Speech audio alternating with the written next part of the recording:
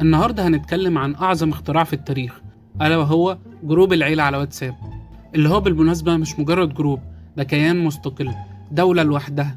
دايما بيكون فيه قوانين غريبة وأبطال ما بتتكررش. خلينا نروح لبداية اليوم.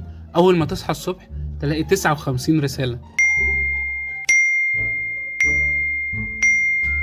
تقول يا نهار أبيض مين مات؟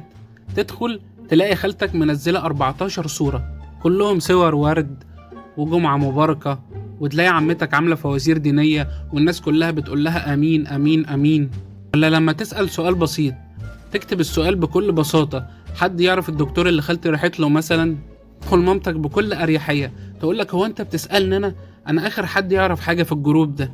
داخلة خالتك وراها على طول تقولك ادخل لي خاص وأنا أقولك. طب ما تقولي، امال احنا عاملين الجروب ده ليه؟ هدخل لك خاص اعمل ايه انا يعني؟ تيجي عمتك بقى في الاخر وتقول لك هو الدكتور اللي في الحي 10 ولا اللي في الحي 11؟ معقولة؟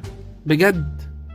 والمشكلة الأكبر هي صور جروب العيلة أو صور خروجات العيلة.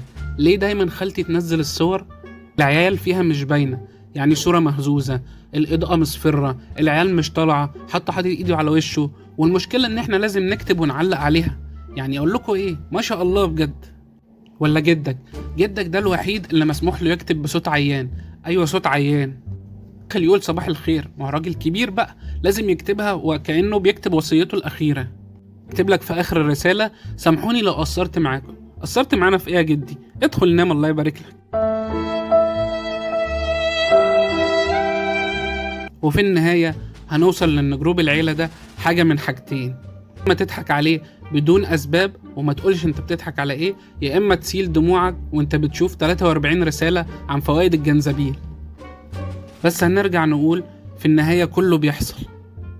متنسوش تتابعونا على تيك توك ويوتيوب وانستجرام وفيسبوك، ولو عجبتكم الحلقة ما تنسوش تدعمونا واستنوا الحلقات الجديدة.